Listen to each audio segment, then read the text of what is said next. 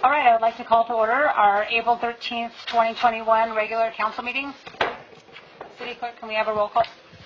Thank you, Madam Mayor. Councilmember Brown? Here. Councilmember Krupa? Councilmember Lowenthal? Here. Mayor Pro Tem Nails? Here. Mayor? Here. All members are present. Great, thank you. First, we will start out with our invocation by Pastor Dale Garland, followed by our Councilmember Malcolm Lilienthal leading us in the Pledge of Allegiance. Please stand.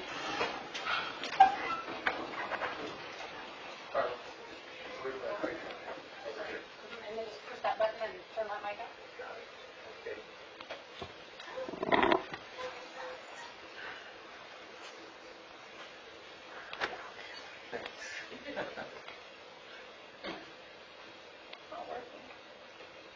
My voice. Oh, there it goes.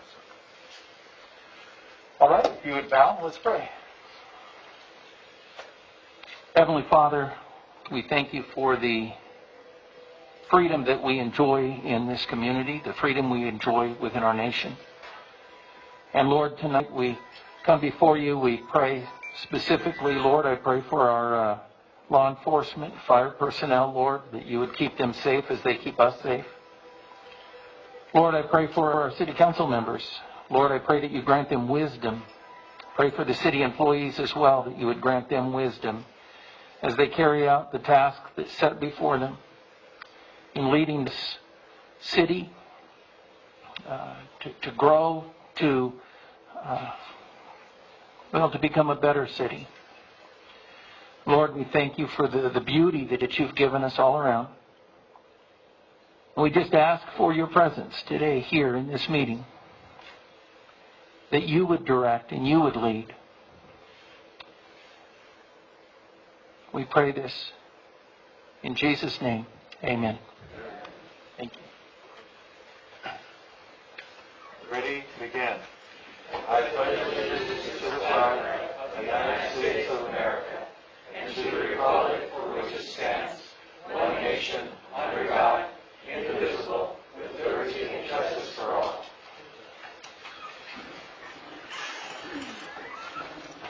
Thank you. Our next item is the city attorney reporting out of closed session. Thank you, Madam Mayor. We have no items to report out of closed session today. Great, thank you. Next, we have communication from the public. Anyone who wishes to speak or make public comment can fill out a speaker form, and you'll get 3 minutes. First, public comment for any items listed on the agenda, consent and discussion items.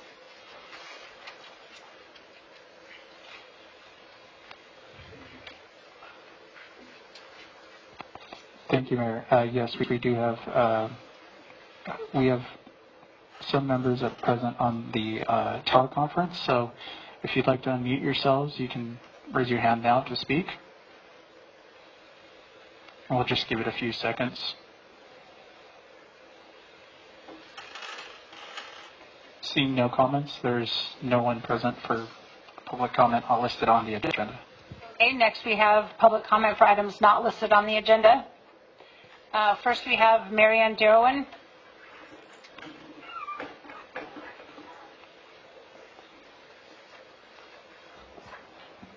Good evening, City Council. I'm here, I guess, as a question that who is the oversight seeing Measure U at this time? It's been a month, and I have not received any information at all. I did receive the information for my 700 form, and that's where it went. I have no idea. Nothing has been changed on the website. The names are still the same for the last council that was the last committee that was on there, and I'm new to this, so I just wanted to make sure that we're following along and we're still in protocol with what's happening, and I'd like to know how we're moving forward in all of this. Thank you. Thank you. We'll have someone contact you. Okay, next we have Pat Gregory.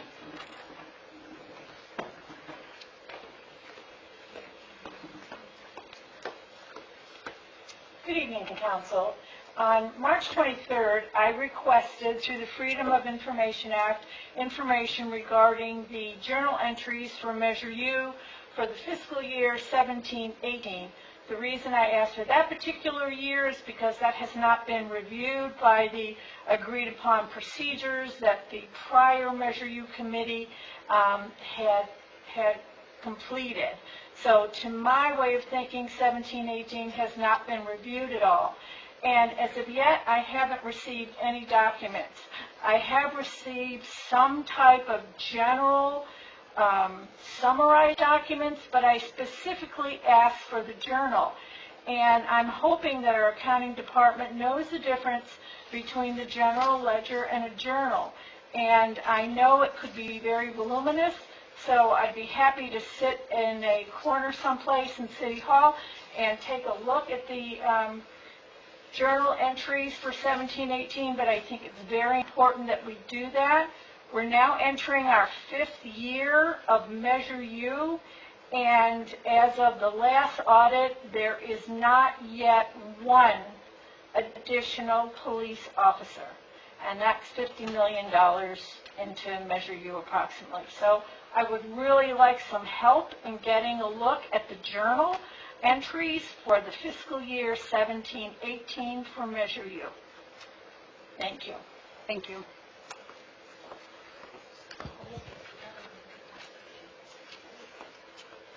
All right, next item number 12, we have presentations. They will be by Councilmember Lilienthal.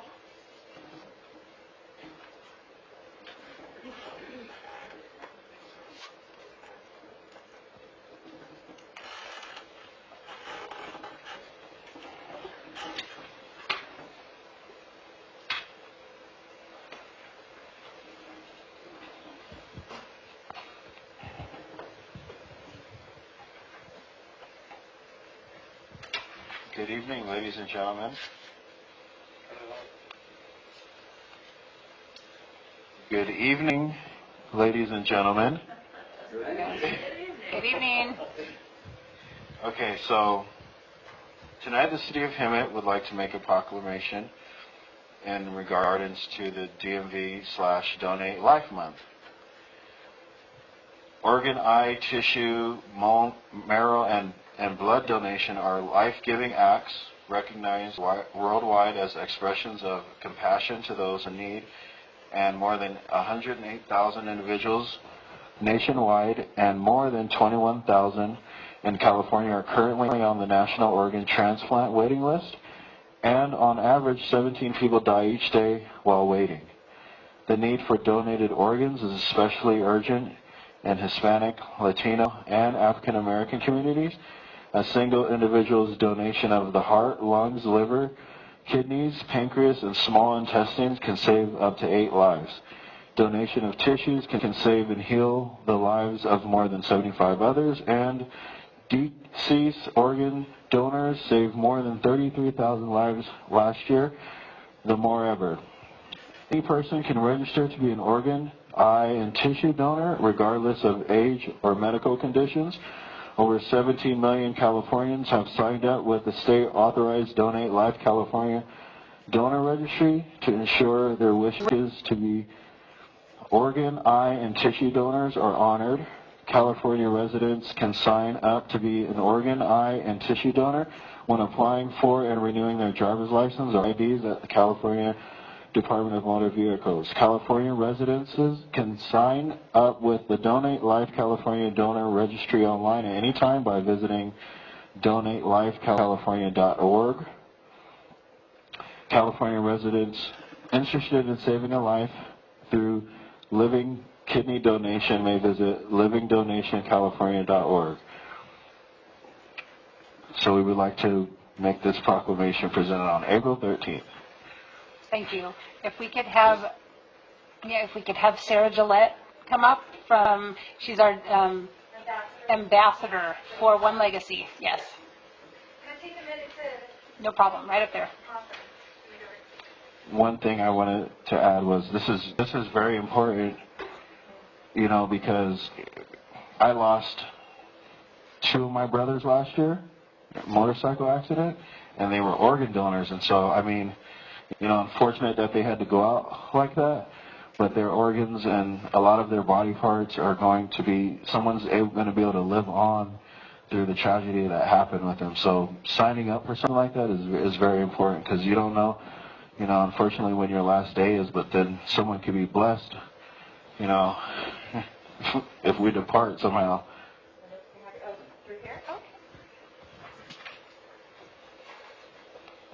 Hi, I'm Sarah Gillette, and I just wanted to say thank you, Mayor Meyer and City Council members. I'm an ambassador for One Legacy, which is an organization that commits their time and energy to spread the word about organ donation. I truly appreciate the support of the City of Hemet for declaring April DMV Donate Life Month. I was 30 when diagnosed with a rare liver disease. During that time, I was a mom of 2 babies. My health continued to decline for 8 years, leading to the need of a liver transplant. Due to a severe shortage of organs in California, I needed to be transplanted in Florida. I had to leave my babies behind for 5 difficult months. I was extremely sick. My family was happy for a resolution to this disease, but taking a mama away from her babies, especially during a physically and mentally low part in life, is the stuff that tears are made out of. The state of California really needs to get on board with the organ donation train. Declaring April DMV Donate Life Month is a huge step in gaining awareness for a wonderful cause. I was beyond blessed to receive the gift of life, as was my family. I get to spend bonus years with my 2 babies who are now 11 and 13, and they're not babies, and they're super sassy. They're thrilled to have a healthy version of their mom back. I stand before you today to honor my donor and continue their legacy. My wish is that everyone would be more like my donor. Everyone can make a difference by choosing to become a donor and by going to donatelifecalifornia.org. Thank you for your time, and thank you, City of Hemet, for choosing to make a difference by sharing the importance of organ donation. Thank you. Thank you.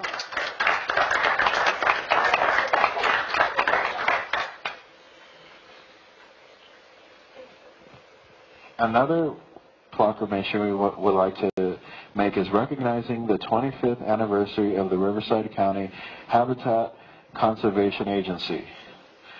So the Stephens kangaroo rat was listed as an endangered species in October 1988 by the U.S. Fish and Wildlife Service and is endemic to western Riverside County and northern San Diego, California, and the City of Hemet joined the Joint Powers Agreement creating the Riverside County Habitat Conservation Agency. In 1996, the Riverside County Habitat Conservation Agency was formed for the acquisition and administration, operation, and maintenance of land and facilities for ecosystem conservation and habitat reserves for the Stephens kangaroo rat and other endangered or threatened species. The Riverside County Habitat Conservation Agency is celebrating its 25th anniversary in 2021.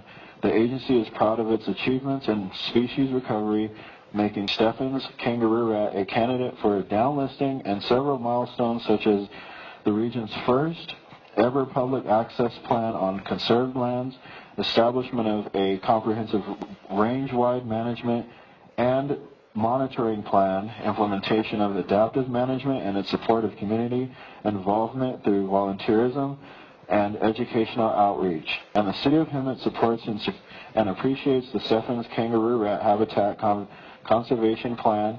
This ambitious environmental effort provides a pathway to balanced wildlife conservation, conserving the species and the ecosystem they depend on while streamlining the permitting process to support economic development. Thank you.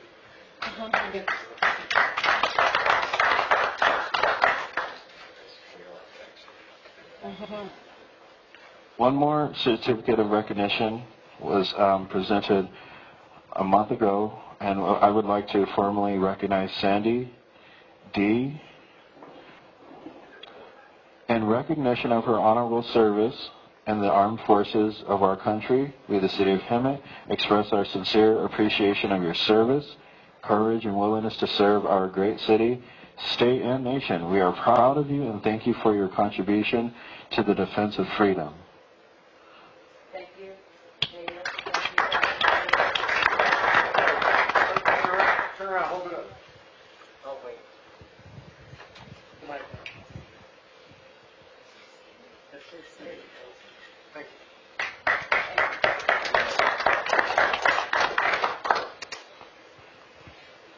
Thank you all for your time.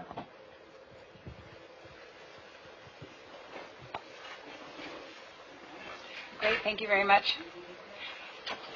Next on our agenda, item 13 is receive and file. So we have 2 items under receive and file. Does anyone have any discussion on these items?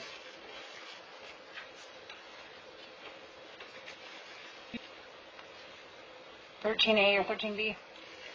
All right, seeing that we have none, we will receive and file this. Item number 14, consent calendar.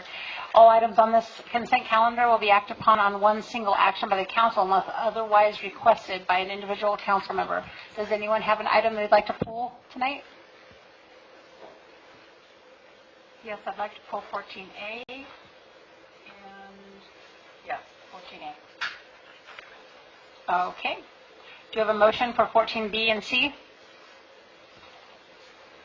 I move approval. Do you have a second? Second. All right. Can we have a roll call vote? Thank you, Madam Mayor. Motion by Councilmember Brown, second by Lilienthal. Councilmember Brown? Yes. Councilmember Cooper? Yes. Councilmember Lilienthal? Yes. Mayor Pro Tem Mills?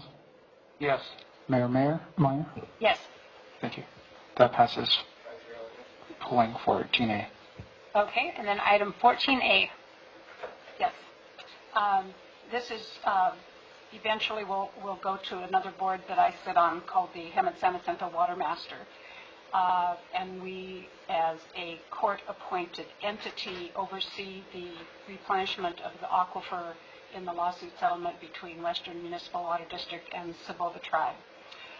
When I first looked at this, I really had some angst because I was drawn to the 20,000 total acre feet of carryover credits that the city has. And as we know, carryover credits are money, and water is money. But after reading the staff report and going through all of the charts and diagrams in this, I just want to commend staff for putting together an excellent document that will be of benefit to the city and will not put us in harm's way in any way going forward with the carryover credits from the Water Master. So thank you. I appreciate that very much. Thank you. And nobody else has a comment on that? Do you have a comment? Nope. I would move approval of item 14A. Second. Okay, we have a motion and a second. Can we have a roll call vote?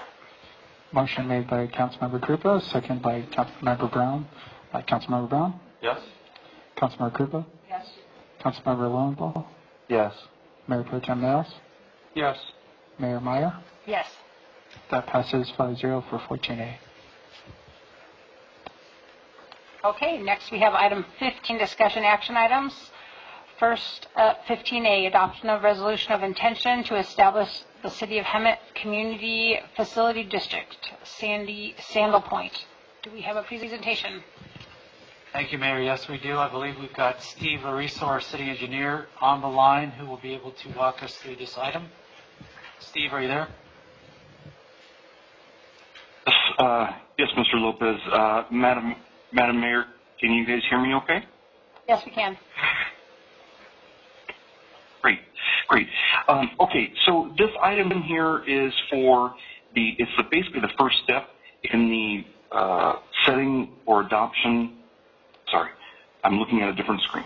Adoption of a resolution of intention for the creation and formation of a community facilities district associated with the development at Saddle Point. And this particular development is in the intersections of Mustang, Warren, Poplar, and Fisher, a little bit west of Fisher, just south of the Solera development, if that's familiar to everybody. So tonight's council meeting is really just the first step. It's setting up the public hearing date of May 25th, when this information is advertised.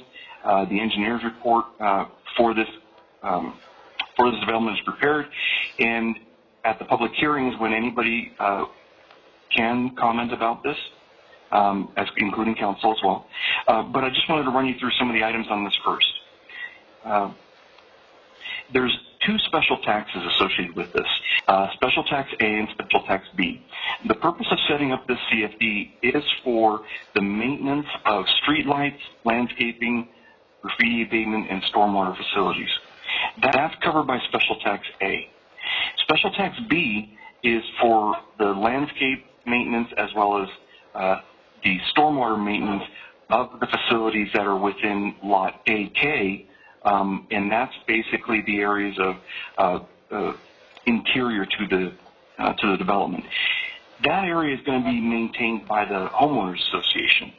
However, in case the homeowners association fails to make the maintenance that's required, the city has the ability to then levy the special tax fee against the residents of the community.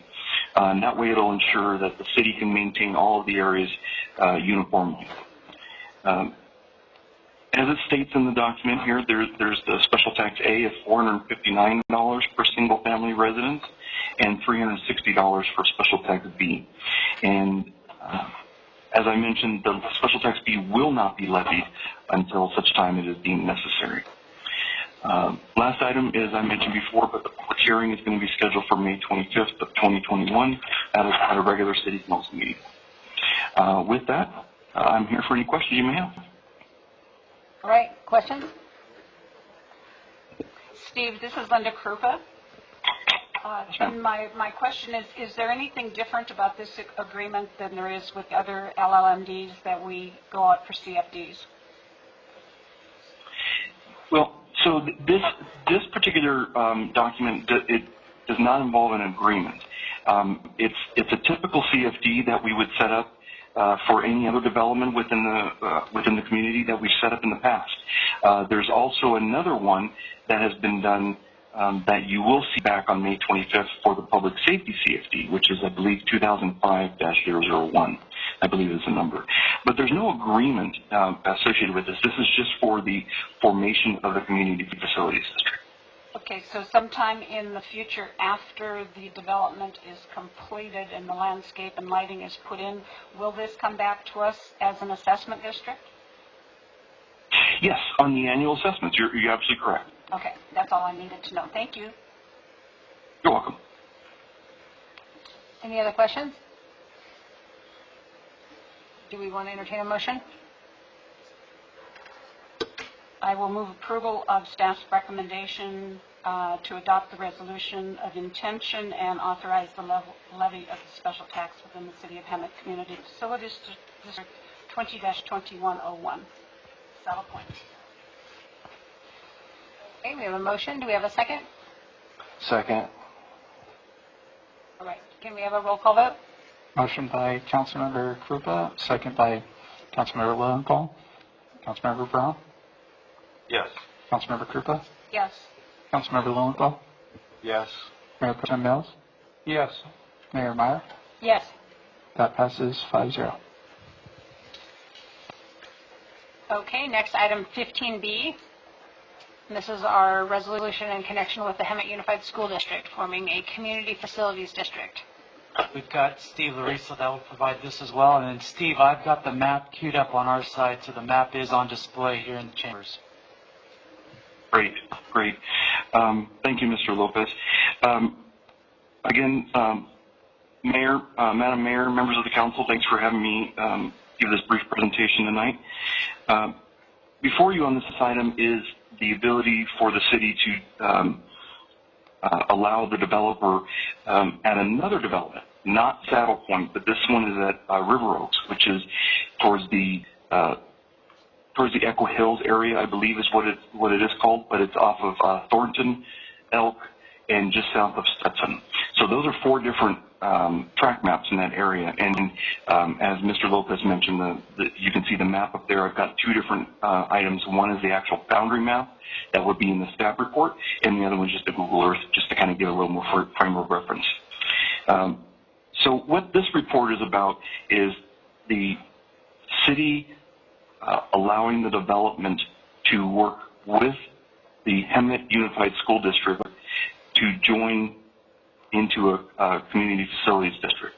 And that would allow the developer to end up financing the fees through the sale of bonds and the formation of the CFD.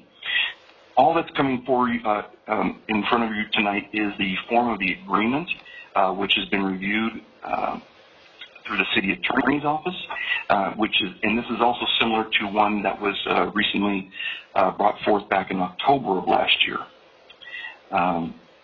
With that, I'm here for any questions. The city attorney, Mr. Graham, is also here. Obviously, he's there that we can help answer any of the questions you may have. Sure, Madam Mayor, if I might. Yes. So this is very similar to an action taken by the council last October where the developer has entered into a mitigation agreement with the school district to make certain payments to the school for mitigation, additional students that are going into the school system, to make payments to EMWD for water and sewer improvements, and then to make payments to the city for city infrastructure. So in order for the developer to use a school district created CFD to pay city fees and for city infrastructure, it needs to be pursuant to a joint community facilities agreement. The form of the agreement in front of you, it's a form of an agreement because there's actually two improvement areas. If you look at the agreement attached to the reso, there's an explanatory note at the beginning explaining that there's going to be two agreements. One's going to say improvement area 1, one's going to say improvement area 2. Those two agreements, if the city council approves the form of it, will be finalized and signed by the city manager at a future date. The reason why this may be an effective way, and this may be the way the city has done this in the past, is one, the city doesn't have to set up this community facilities district. The school district is taking on the entire burden of doing that. And that's actually one of the changes that has been made to the agreement that you have before you today versus the agreement that was in the past. The agreement in the past, fine agreement, but I wanted to make sure that there was a very specific language that the city is not responsible for the debt, not responsible for levying the special tax, and not responsible for administration of the CFD in any way. So that agreement was added, the school district's council approved that, and this agreement has gone through the other parties. The other question I thought we might get is, what is this mitigation agreement, sort of what's in it for the school district? And that really comes down to the school district essentially having certainty on the funds that are going to be coming into the school district to pay for all these new students that they anticipate. They see a benefit in that, and there's also just a benefit of ensuring that the other aspects of the development have a funding mechanism. On the city side, obviously, like I said, we avoid the administrative expense and time of setting up the CFD ourselves. And as Steve mentioned, this is a process, the funding of city infrastructure fees that the city has adopted previously. Thank you. Okay, thank you. Council members, do you have any questions for either? Just a couple more for clarification, and I did go back and look at some of these others, but just to, if this can be amended in any way to be more specific, either in the staff report or in the resolution of the exact development that we're talking about, because there's no development name mentioned until you get way down in the document, and it's in small print. So that's one point. The other point, in looking at this, we just approved of ROI for Facilities District number 2021-01 at Saddle Point. And I'm looking at this one, and it is an agreement for Community Facilities District number 2021-1. Is there any way that that can be amended? Because that is going, to me, it's going to cause a lot of problems between just the number 1 and the number 01. Absolutely, council member, and I appreciate the constructive feedback. In talking with the city manager and with engineering, any future agreements such as this, in the title that goes on the resolution, we're going to identify the track maps as well as the name of the development right there in the title. And then, although it hasn't been the historical practice to do these kind of things, I think that you're quite right. I think this map that we have here maybe should just go in the staff report as well, so you don't have to go digging through the exhibits. I'm sorry you had to do that. Yeah, it takes a while to get to the end, and if somebody just pulls up a resolution, quite honestly, it gives the impression that this agreement is for the entire, any development within the city limits of Hemet. So identifying the development would be paramount for disclosure. Very good. Thank you. That's it.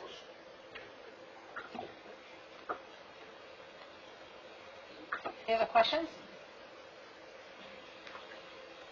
All right, do we want to entertain a motion? I will go ahead and move approval of item 15B, staff recommendation to approve the resolution. And do we have a second? With the amendments that we just discussed. I'll second. Okay, we have a second by I'll Councilmember second. Mills. Can we have a roll call vote? Motion by Councilmember Krupa, second by Mayor Pro Tem Mills. Councilmember Brown? Yes? Councilmember Krupa? Yes. Councilmember Lindenthal? Yes. Mayor Pro Tem Mills? Yes. Mayor Meyer? Yes. That motion passes, the resolution as amended. Next item 15C, we have a resolution of City Council of the City of Hemet amending the local limitations of campaign contributions. I think we're bringing this back from edits from the December meeting. 15C, were you going to do that, City Attorney? Give that presentation or? Yes, I was going to give an oral presentation on Okay. this item, Madam Mayor. So this relates back to direction that was given by the City Council at their meeting in December. You'll recall at that meeting, you had a resolution in front of you to establish local campaign limits. This was because we had a state law that was going into effect on January 1st, 2021. And the conservative feeling of city attorneys throughout the state was if you did not establish a local limit of some kind, even if it was to say there's no limit, if you didn't take action at the local level, you were going to be subject to state campaign default limits. And so the City Council at that time took action on a resolution that was presented to them, and then gave direction, as my understanding, to come back with a resolution at a later meeting that would establish effectively the status quo ante, or the way it was before, which is there would be no local contribution limit in the city of Hemet. So that is what I've prepared. I've looked at other cities in our region, other cities in the state, to see if that's something that other cities have done. It is. For example, the city of Riverside established by ordinance effectively the exact same action that you have before you today. If the council wants to direct some other limit to be issued, we can amend the resolution and do that. But we're trying to basically clean up on several to-do items that were issued at that meeting and other meetings. Thank you. Do we have any questions from council? Comments? Sorry to monopolize this one tonight. Okay. Was there something in the state legislation that talked about revisiting this biannually? Or was that if we went with state guidelines, then it would be adjusted by CPI or whatever in the world it was? Yes. So the state guidelines are adjusted, I believe, biannually after each general election. And so I believe that they went up by approximately 3% beginning this January. So if you did revert to the state defaults, you would be increasing gradually as the state increased theirs. But this, as it stands for the city of Hemet, is what it is, and we don't really have to look at it again unless somebody has an issue and brings it back up. So this one would effectively take you back to the way the city was administered before this law was enacted at the state level. You simply have to take an affirmative action to do it. If you had taken no action in December, right, arguably you couldn't do anything going forward. You're just stuck with the state limits. but if sometime in the future a council would want to put in limitations, it's their prerogative to do that. Absolutely, their Okay. prerogative at that time. That's good. So long as we're not governed or monitored by the state, I'm happy. Yeah, and if I may, that matches up with my recollection of the discussion was that we wanted to put our council in the driver's seat of controlling this and not be strapped to whatever the state does. And certainly understand that we can change this. Future councils could change this if so desired. But this puts us in control of establishing that. Absolutely. And I think it recognizes that local races are very different than state-level races. And so you are in control of it, and if at a future date you desire to amend it, you can. And it also appears that it's in correspondence with fair practices. So if someone decides to run for council and then, their opponent drafts up something that, would, win more votes for themselves, then, they're not limited on how much money they could spend, so they could actually do their due diligence and, make the case for themselves as why they'd be the best candidate for running in the city. So I think this is really, really good, as it doesn't limit people's, how they spend their money to run their campaigns. All right. Any other comments? Questions? Okay, do we want to entertain a motion? I move approval of item 15C as presented. Second. Okay, we have a motion and a second. Can we get a roll call vote? Motion by Councilmember Brown, second by Councilmember Lowenthal. Councilmember Brown? Yes. Councilmember Rupa? Yes. Councilmember Lowenthal? Yes. Mayor Pro Tem Mills? Yes. Mayor Meyer? Yes. That motion passes 5-0. Okay, item number 15D. This is approving the City of Hemet accounting practices.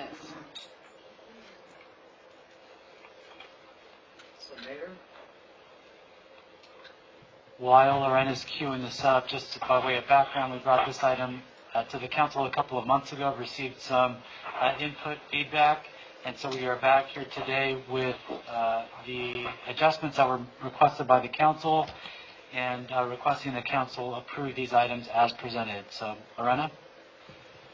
Good evening, Mayor and Council. Tonight I bring before you a resolution asking Council to approve a resolution approving the City of Hemet accounting policies. It is considered best practice to establish written policies for finance and accounting functions for the city. For several years, the citywide financial audit has generated a finding from our auditors related to the lack of policies for the city. While we've had policies in place, they have been informal and not council approved, and so this is put together in an effort to get everything formalized, approved by council, so that we can have policies and guidelines that finance staff can follow and make sure that we have council's blessing on it. Finance staff has worked toward completing these policies. Desk procedures have also been completed for all general accounting staff and are available at all accounting staff's desks. On January 26, when staff brought forward the accounting policies for discussion, council directed staff to continue working on the policies and bring back for consideration. Some of the updates that were made since that last meeting were new or updated policies for capital assets, for unclaimed property or stale dated checks, and an update to the investment policy referring to the new municipal code for Treasury.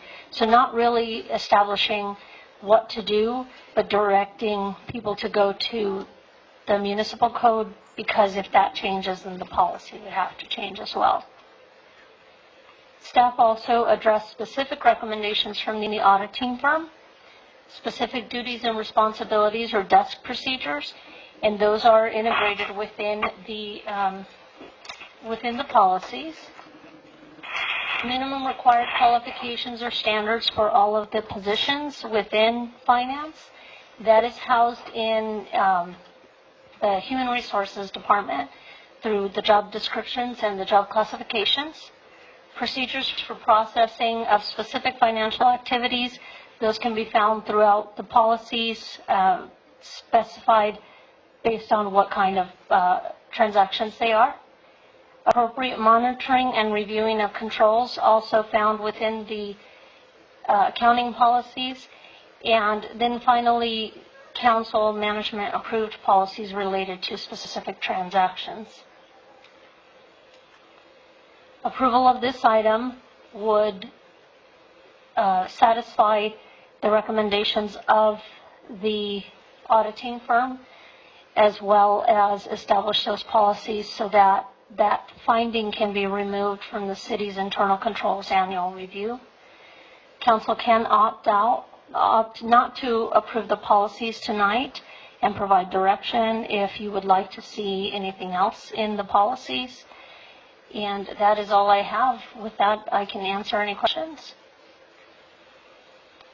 All right, council, do we have any questions?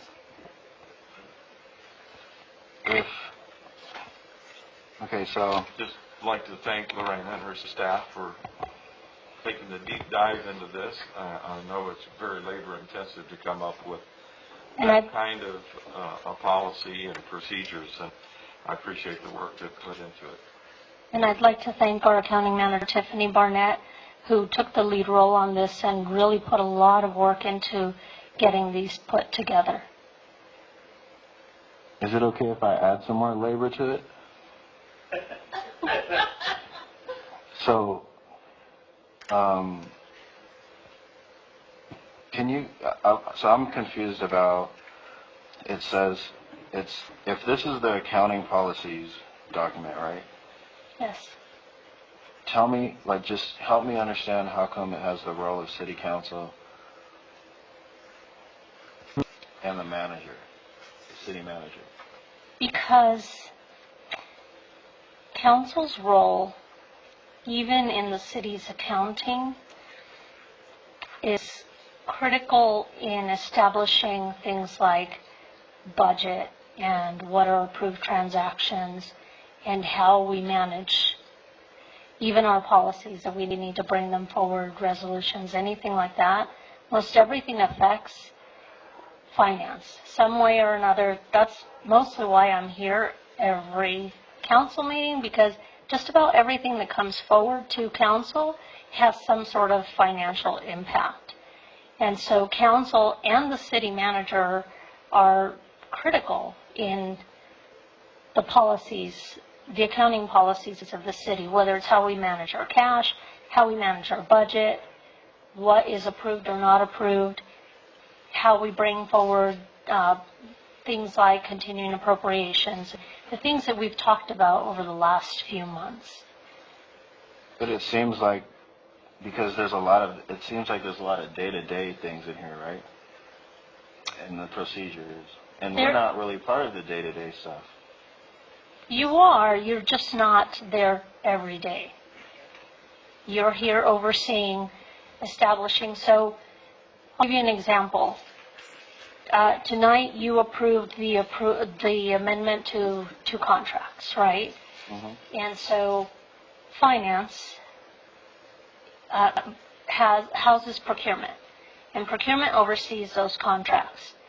And so an amendment to that contract is going to go through the procurement office, and then it's going to amend the purchase order so that the department, and amend the budget so that the department can essentially spend that money.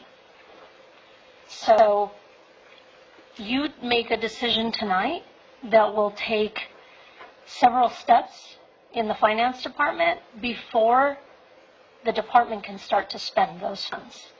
And there's a lot of things that we have to do. So even though you're not there every day with us, you're instrumental in those transactions. And without your approval of items, we can't move forward with what we do. Okay. Well, I guess the reason why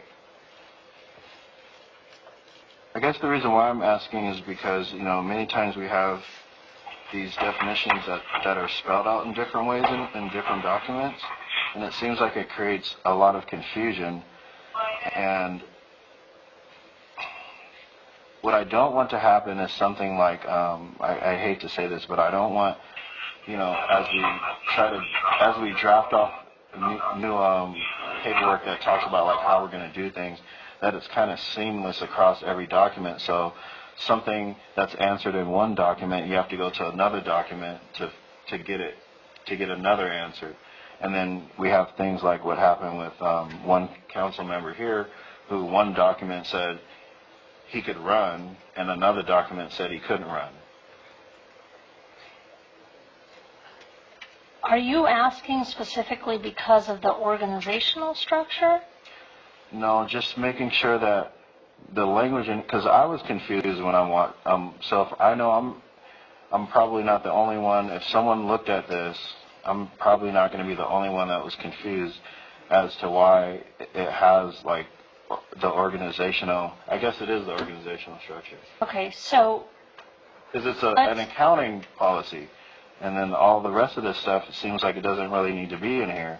So then it creates a little confusion because then it's like, well then, okay, so we have planning for the future, establishing broad policies, but that's a given.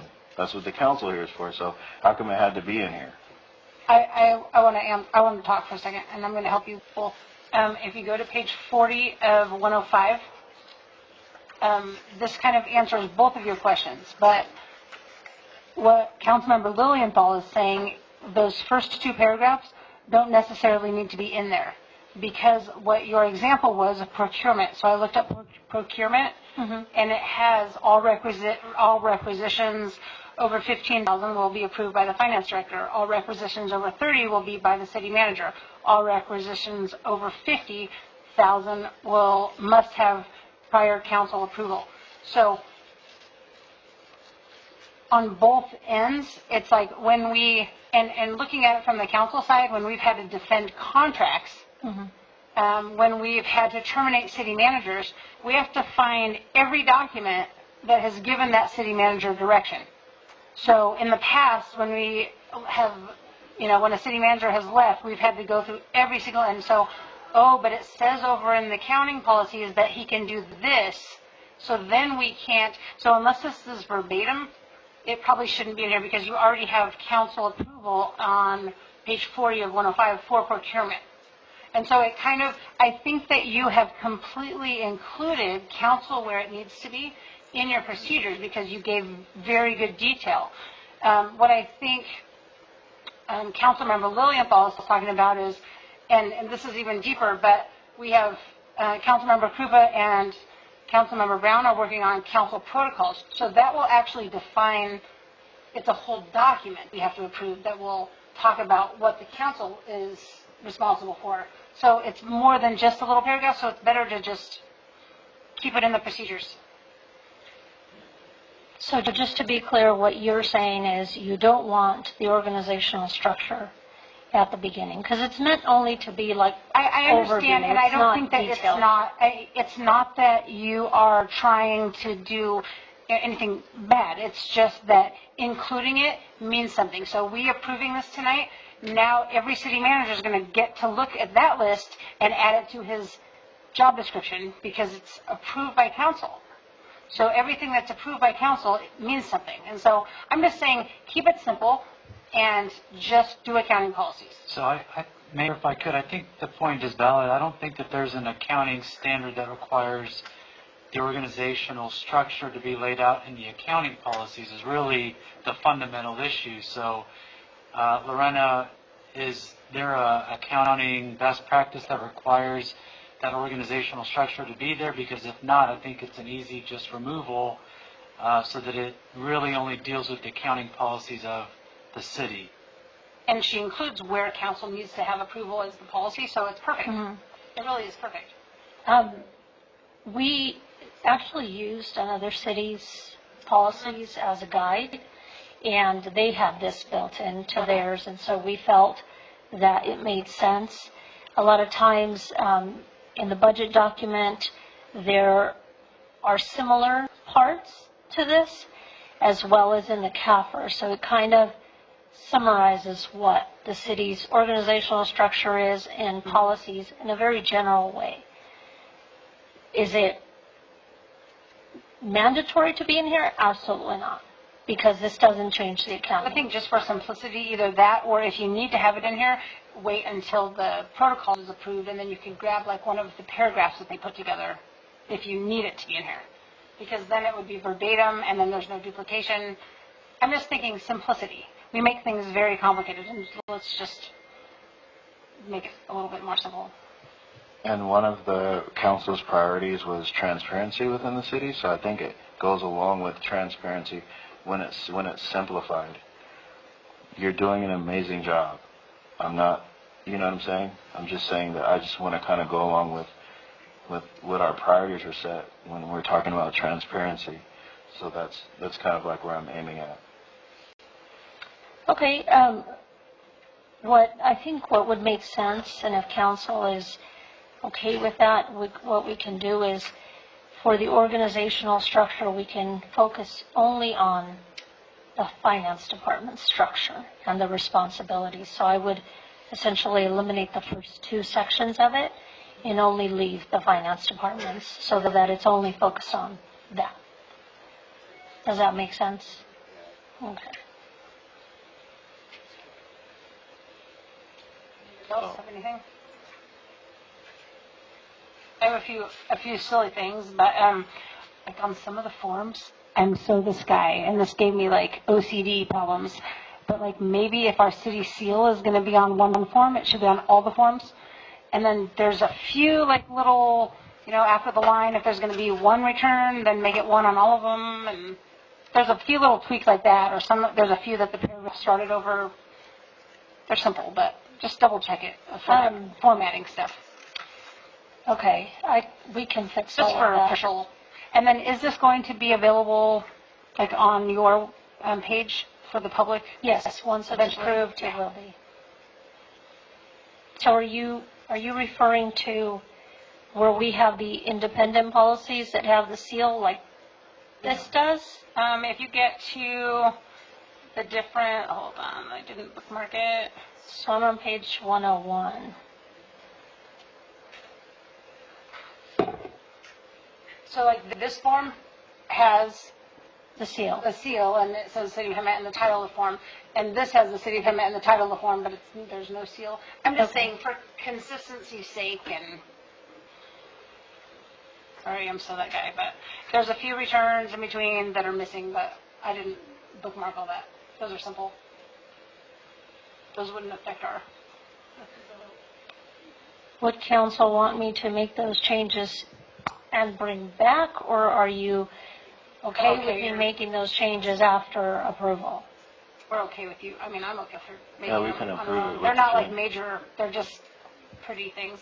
Seems like a formatting issue, but you know what? I'm on the same page as you, and my staff always tells me to get out of the weeds like that. But I mean, it's a public document, and the detail, right? It's the detail, and watching those details is weird. We'll take care of them. Awesome. All right, anybody else? All right, do we want to entertain a motion? It's a lot of work, and yeah, so it's impressive. Thank you.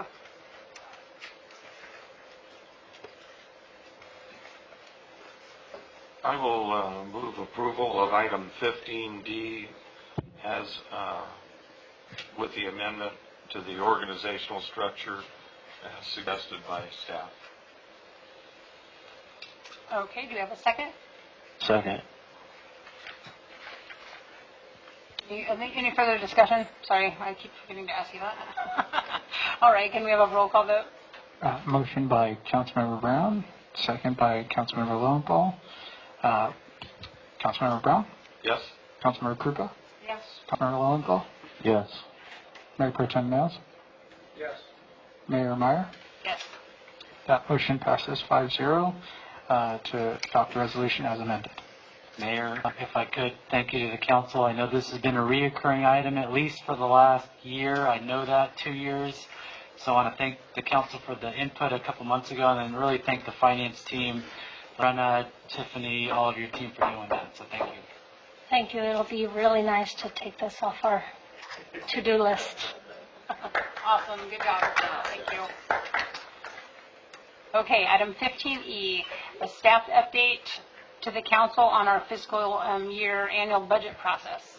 So we've got a brief oral update on the budget process so far. I'll let Lorena kick it off, and then I'll do some concluding remarks as we move forward. But we're well underway with the budget process, but I'll let Lorena provide some details now. Okay, thank you.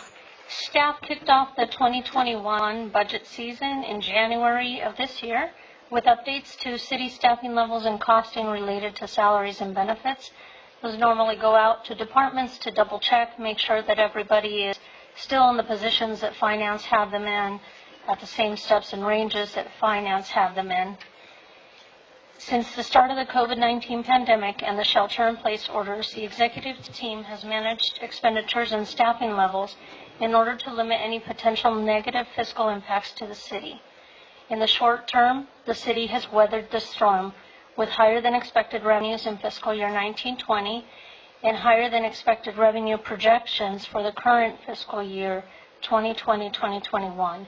And if you recall, several of the revenue line items were brought back to council at mid-year to increase based on what had been going on so far. However, with interest rates at an all-time low and the impacts of these rates on the city's CalPERS retirement plans, we must continue to monitor expenditures closely as the long-term impacts of the pandemic will begin to affect the city's finances as early as fiscal year 21-22. For the upcoming budget year, the city can expect an increase to its annual required contribution to pay down the CalPERS unfunded accrued liability. The public safety plan will have an increase of $563,000, while the miscellaneous plan will have an additional increase of $84,000. And that's just the current year's payment. That's the payment for fiscal year 21-22, which we normally prepay in July, and that gives us a savings of about 3%. With a balanced budget adopted in the current year with minimal surplus increase projected, this means departments must find an equal amount in savings or revenue offsets to cover these costs. So even without any other changes, just the increase to PERS is going to make a big impact. The general fund will be impacted by at least $563,000 because all of safety is in the general fund. The city manager's office and the finance director have met with all operations to discuss their budgets. We've actually met with several of the departments on more than one occasion, gotten updates, made changes, and we continue to meet with them to refine the numbers. The fiscal year 21-22 budget will come with some exciting changes. Some of these changes include a new format to the document, which will make it easier for the public to read and understand. Departments and divisions will prepare program budgets, allowing for better tracking of each program's cost and needs. So, for example, rather than you seeing only police, you'll see rocks, dispatch, patrol, different things like that, and all departments are required to do this. Integration of council priorities into the budget to ensure that the city programs align with council's priorities and the needs of the community, which emphasizes funding on the priorities established by council. Staff will continue to update the council on progress and projects to hold the first council budget workshop on May 11th, so in a month. That is all I have, and I'll turn it over to our city manager. Thank you, Lorena. There's a few other items that I'd like to add to partially touch on what Mary Ann mentioned. Typically, we meet with the Measure U Oversight Committee at around May to go over the proposed expenditures for the upcoming fiscal year. So you should be on the your radar that we'll be reaching out on that item. But in addition to what we've been working on, we've been really taking parallel tracks. We've got the priorities that have been established by the council. That is being woven within the budget. So what the council will see is potentially new programs, enhanced new programs that align with the priority and the direction that was given by the council in previous conversations. There will be additional allocations of funding that I am recommending based on the conversations that we had with the council.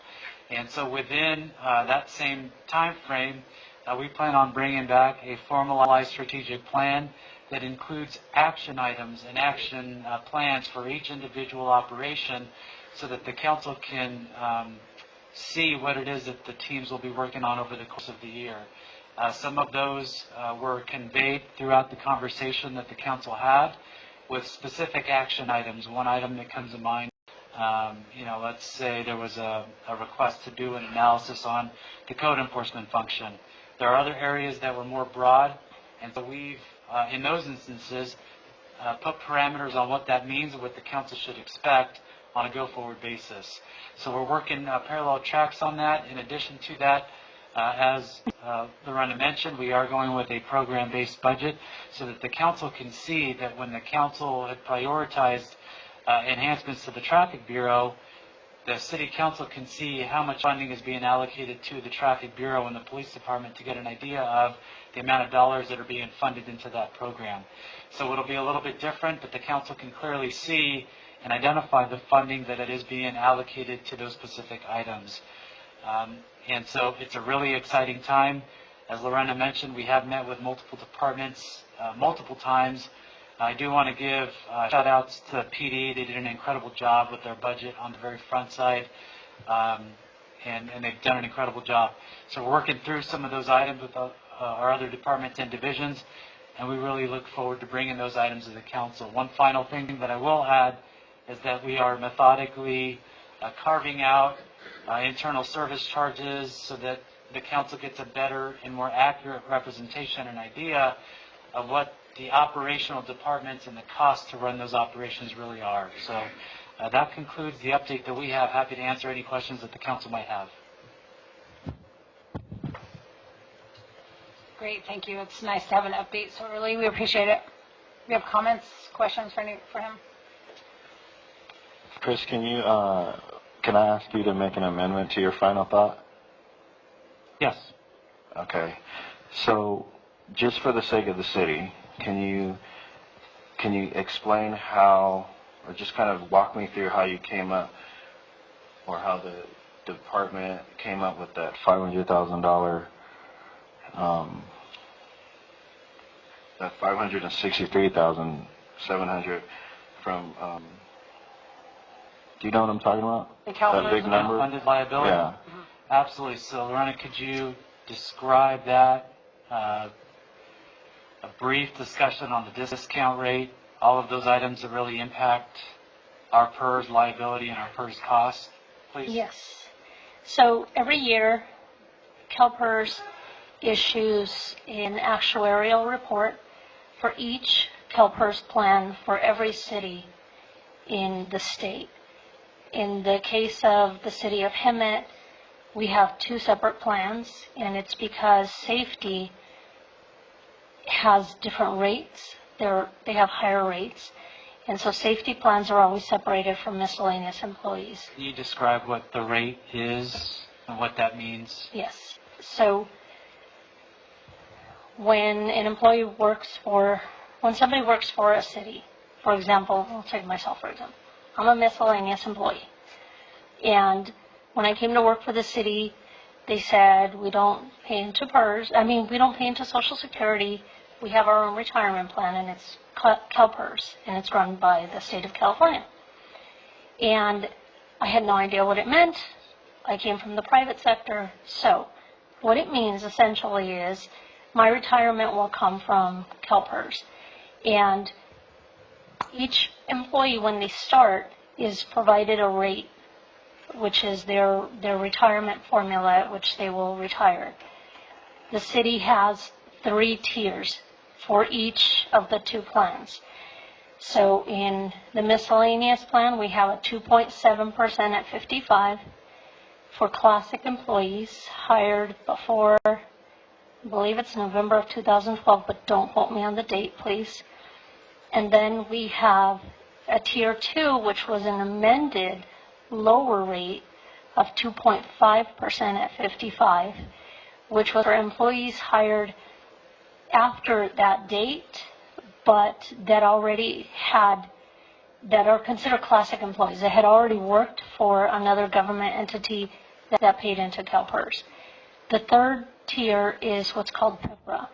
And so in 2012, the state of California passed legislation to change the formulas, to lower the formulas in an effort to decrease the unfunded liability, and essentially for all cities. And it was a standard formula across the board. So all PIPRA employees, meaning anybody who started after November, I think, of 2012, and who had never previously worked in CalPERS or had been away from a CalPERS plan for more than 6 months, their formula, their retirement formula is 2% at 62, meaning that they have to work to 62 to be able to get 2% of their average of their highest 3 years of pay as a retirement benefit. The safety plan has the same sort of formulas. They also have 3 tiers. I honestly don't know theirs off the top of my head, but theirs are different than miscellaneous. They're a little higher, so I think their classic tier, their first tier, is 3% at 50. So it is higher, and then it goes down. The third tier, the PEPRA tier, is not quite as low as the miscellaneous, but it is significantly lower than the original one that we had in place. So what happens is you have cities, they bring people on board. Once you start working under CalPERS, you become vested after 5 years of service. So if I would have worked for the city for 4 years and decided, this isn't for me, I'm going back to private sector, those 4 years of service, whatever the city paid into it for me and what I paid on my behalf, either stays with them and I can leave it there until I retire and just cash it out, or I can cash it out at that point. But once you're vested after 5 years, you can retire out of the system. So when an employee can retire out of the system, they're guaranteed some amount of retirement. There are employees that work for 10 years. There are employees that work for 20 years. Others that work for 30 years. The employee that works for 30 years clearly has funded it for much longer than the employee who only worked for 10 years, but both are still entitled to a retirement. And so what happens is you have these liabilities because actuarials calculate life expectancies, how long people have worked, how much they're entitled to, and they say, okay, this person is entitled to this much. We expect them to live till, 80 years, whatever that formula is. And so the city is basically on the hook for their retirement until they pass away, and they're no longer collecting that retirement. Those become our unfunded liabilities. So those actuarials that they send us tell us, based on what you've given us today, based on how many retirees you have and how many active employees you have, their ages, their years of service, whether they're PEPRAs or Classics or Tier 2, this is how much we estimate the city is going to owe until the last employee on that list is gone and is no longer collecting a retirement. So that's, in a nutshell, what unfunded liability is. The PERS actuarial report is split into 2 parts. So there's what's called normal cost and there's unfunded liability.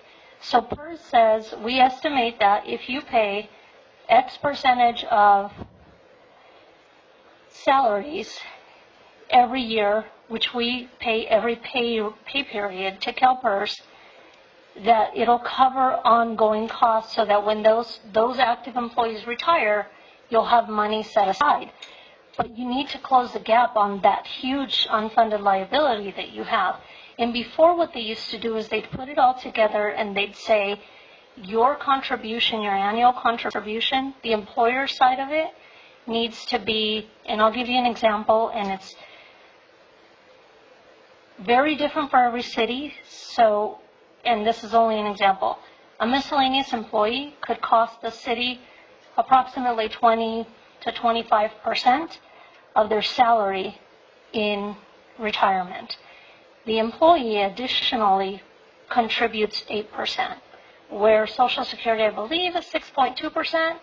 City employees pay 8% of their salary towards their retirement. So all of that build up to pay down that unfunded liability.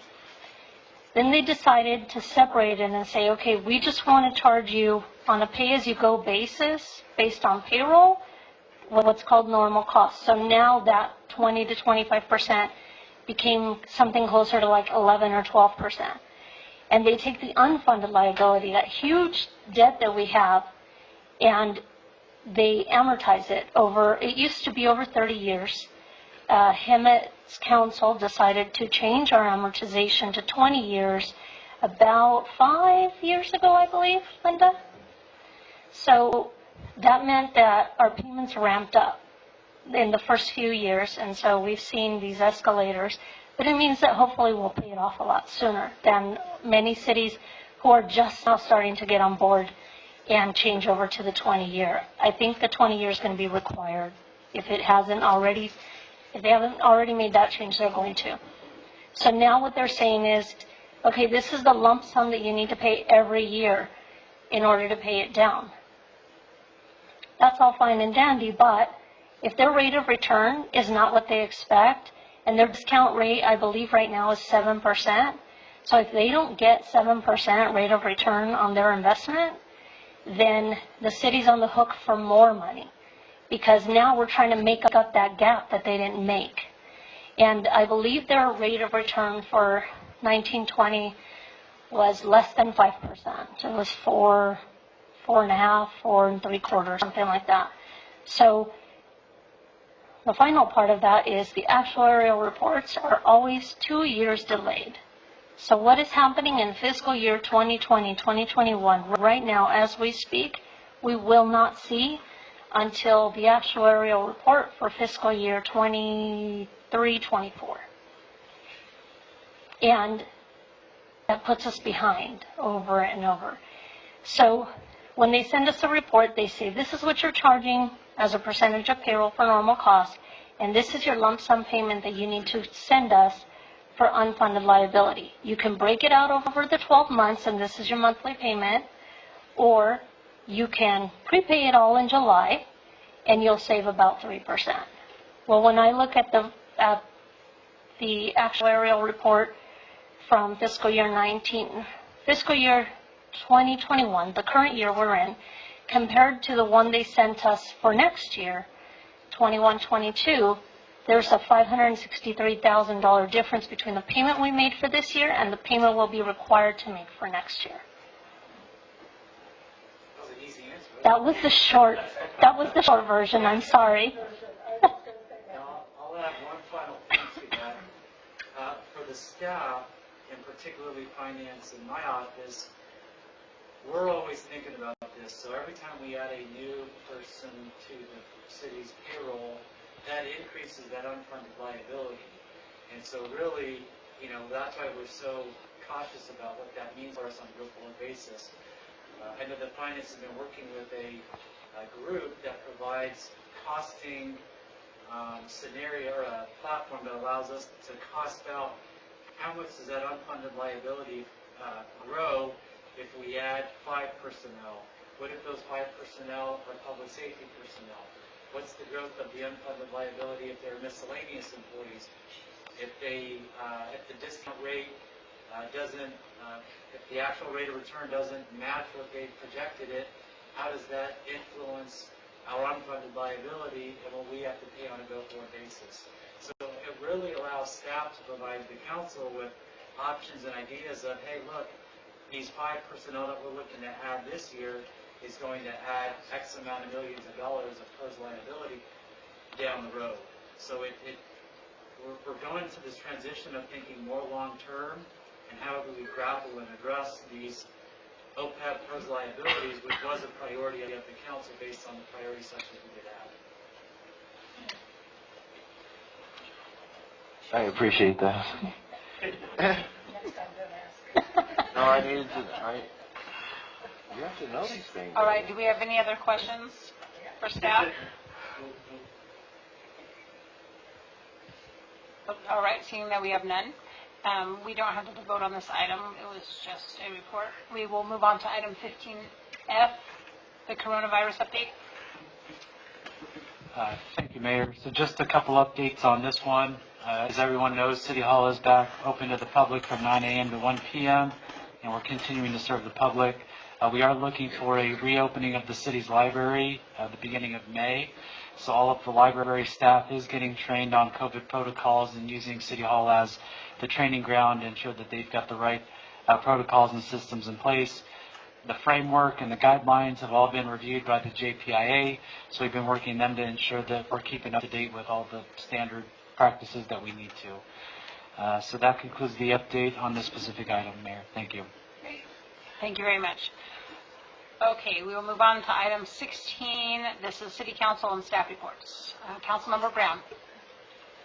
Well, I don't have a whole lot to report on what I've from the past weeks, as I enjoy the nice getaway vacation road trip to go visit family out of state. And but I do have a lot of things coming up this week and next week. So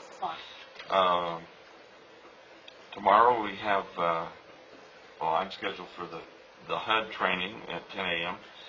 And then at 1:15 we have the Zoom meeting, the Western Community Energy Board meeting.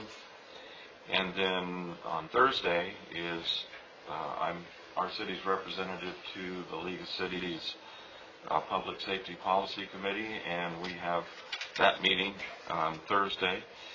And then the following Thursday I have it's kind of a unique meeting with WRCOG, and they're doing individual executive board members with their legal staff to discuss their economic development and sustainability framework, and they're giving us an opportunity to have some updates on where they're going to be going moving forward on that. So have a lot of things coming up that I can report on at our next meeting.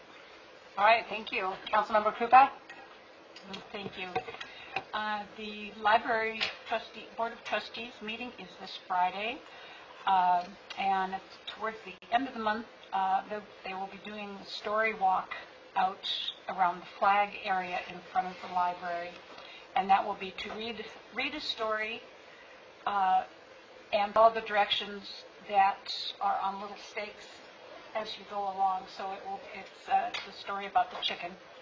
So it should be very entertaining. I think we should go out there with our cameras. I saw those stakes out there. Nice. Very, very fun. Will it answer the question, who's being first? And why he crossed the road, or why she crossed the road. So that's going to be good. Riverside County, let's see, that's in the wrong area. That did not meet. League of Cities, I am on Revenue and Taxation Policy Committee, and we are meeting Friday afternoon. But last night we had the Riverside Division Executive Committee meeting. There are many bills that are coming out that the League in general is watching, and many that are being opposed, so I will get a summation of those to Chris, and he can disseminate it to all of us, and there will probably be some action items coming forward on positions that the council as a whole should take, because COVID didn't stop the crazies. Yeah, it's just kind of bizarre. RCTC is tomorrow. And the big announcement with RCTC is that the toll lanes on Interstate 15 between the 60 and Cahalco are open. The toll lanes, both north and south, are between the regular lanes of north and south. And if you want to travel in there as a single rider, you can get the Fast Track, or the called Riverside Express Fast Track. And I think it's cars occupancy 3 or more can utilize those lanes, so that's kind of exciting. Ramona Board of Directors, Ramona is having a Ramonathon on, I believe it's May 1st. I'll check on that, and I know the advertising is on Facebook. It is coming up. But they're putting together a really interesting collage of interviews with past and present cast members and history of the bowl, and really a lot of interesting items of how the pageant got started, why it should continue, the culture, the history, all of these good things, and so many stories.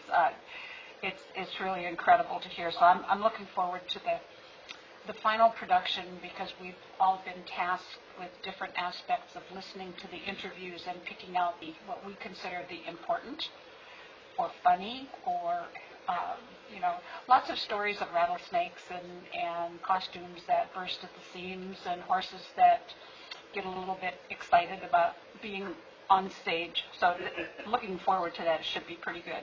And May 1st at 2 p.m. 2 p.m. May 1st. It's a Saturday. Yes. And we're hoping, and I'll talk to the city manager, we're hoping that it can go out on public Channel 3 and get a lot of coverage on it. The other thing is through SCAG, and I'll talk with our new city clerk about that. There's a couple things that need to be added on our report schedules that aren't here. May 6th is the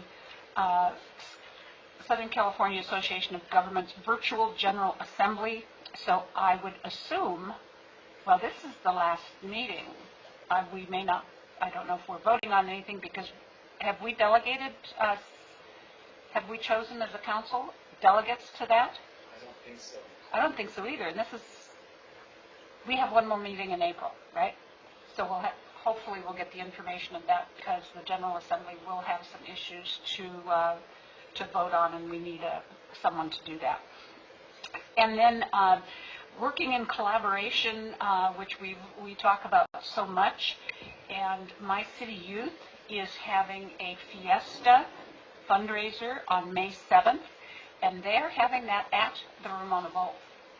And the top parking lot is finished up there, and the courtyard, most of the concrete has been poured, and the improvements with the museum, gift shop, and the fresco are almost complete. So it's going to be a good unveiling and hopefully a very successful fundraiser for my city youth, so that they can continue on getting their big gymnasium built. And that's it. That's it. I'm done, right? Sounds good. Councilmember Lilienthal. At this time, I don't have anything to report.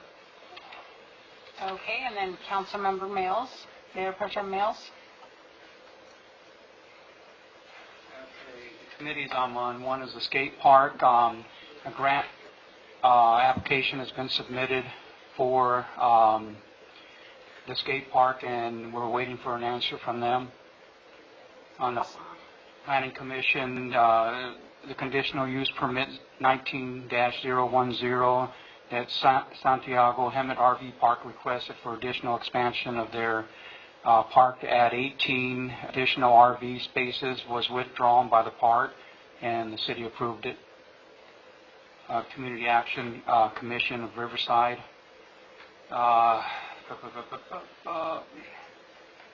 Actually, we have our meeting coming up on the 15th, Thursday, and those meetings usually last about 3 hours. Probably as long meetings than I anticipated, but with the committee, we moved to ratify, or the last month that was on the meeting, or on Zoom with the group, we ratified and approved the 2020 Community Service Block Grant amendments for 6 months, for a 6-month extension from January 1st, 2021 to June 30th, 2021. And some of the recipients of the grants that we gave were Corona, Norco Family, YMCA, Escuela de la Raza Unida, Galilee Center Inc., and Habitat for Humanity, Riverside County. We also moved and ratified and approved the master weatherization agreement that was over $800,000 with the following businesses. We have True Team of California, Reliable Energy Management, WSCI Inc., and Campesinos Unidos, and John Harrison Contracting. Now, what this grant's all about is for your homes. They go out and they weatherize them. They put weatherproof stripping on them. If your windows are old and single pane, they can replace them with double pane windows. And it's a grant that you should, if you're a homeowner or a renter, you can talk to your landlord you should apply for. This is a really good grant, and it's being used throughout Riverside, and a lot of people are taking advantage of it. So if you get the chance, you might want to go online. And I post all this stuff on my Facebook, so all the links to these grants are available for you if you're interested. We also voted and approved for the Low-Income Home Energy Assistance Program with all the commission voting yes. We have programs in our county. Okay, so now we'll move to League of California Cities. Now, I just realized this. I was reading up on the League of California Cities. They're over 100 years old. I think back in 1894, that was their first year that they gathered, and or 1889, one of them. And I didn't realize how old they were, but what they're an advocate group for the cities within Riverside, or within California, actually. And they work, to make sure that legislation is right for the cities, that it works for the cities, and they want the cities to keep control of what they're supposed to keep control of instead of the state taking over. So right now, SB 9, SB 278, and SB 556 are three of the bills that they're trying to push through this, and the league is fighting them. So they're looking for cities to call up, their congressman or whoever they need to talk to, and kind of let them know that we're not approving, these bills that they brought out. So it's just a takeover of the state or the government, and actually keeping the cities from doing the job that they need to do. The other Ramona Bowl, I think Linda already mentioned everything that I had on that. So, and then the Western Community Energy, I'm still working on it. So that's about all. That's all I have. Excellent. Okay, next we have ad hoc. Yes, go ahead. Well, you do that on your, ad hoc, on your ad hoc. Council protocol, ad hoc, you're done with yours. We're just waiting for the work study, right? You're bringing it back to council, okay. Banking RFP ad hoc. We had one meeting 2 weeks ago, a week ago? Last week? That long ago, huh? Yeah. Okay, and we have another meeting scheduled for the 22nd, which will be a presentation by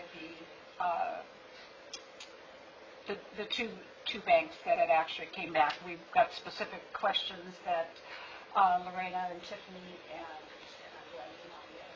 Kalina had asked, and that we had asked. So they're coming back with specifics of how their programs would be tailored for the City of Hemet needs. And then we will come to council after that.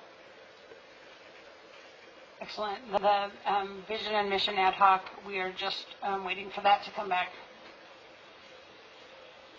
for ratification. Okay, our cleanup graffiti ad hoc, that is Lilienthal and Males. There's one. This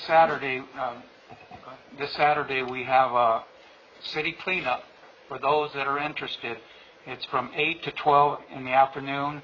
We have CR and R bringing all their big bins to be able to, you can bring your refrigerators, your TVs, your furniture, whatever you have out there. We're also meeting at 8 in the morning on Saturday with a group of people so we can go out and start cleaning the city and do what we can in order to get the city cleaned up and trying to, just beautify what we have here. So, I'm sorry? Yeah, by the library off of Latham is where we're going to meet at 8 o'clock in the morning. I'll give you one of these flyers. It's also on my website or on my Facebook site. And do you have that also on your Facebook site? Mm-hmm. Yeah. So it's being shared, and it's also, I believe, on the city also. So, but I have flyers here if you're interested. Is it this business one or this one? Almost. Our homeless outreach ad hoc, we've been working on some different projects with that, and had some good conversations with the county supervisor's office on resources, and so we'll continue to do that. Number 6, the Business Outreach Ad Hoc Committee. Okay. Those who own businesses, Hemet has something for you. We have a grant available, $10,000 grant for 32 businesses out there. One of the prerequisites is that you have to have 15 or less employees. I'm pretty sure some of you fit that bill. I have flyers here for you. You can go online and fill out the form. But if you're a business owner, we have the grant here for you to help you out. Excellent. That's awesome. Good. Investment RFP. I believe those are starting to roll in, and so you'll get those to Councilmember Krupa and I. Yes, we will. Okay. another one. Excellent. And then we have City Manager Lopez. Mayor, I do have an update today. John Paul Mayer joined the city's team as the city clerk, so he did an incredible job today, so we're happy to have John Paul here. I can say we had a significant number of applicants that were very well regarded, that had a very much high background, certifications, and John Paul was clearly the best candidate. So really want to welcome John Paul to the team, and we appreciate having him here. So that concludes my update. Okay, excellent. Last but not least, future agenda items. Do we have any changes on the future agenda items that we want to? We're almost done with several, so that's exciting to see. Okay. Seeing that we have none, we will adjourn this meeting tonight.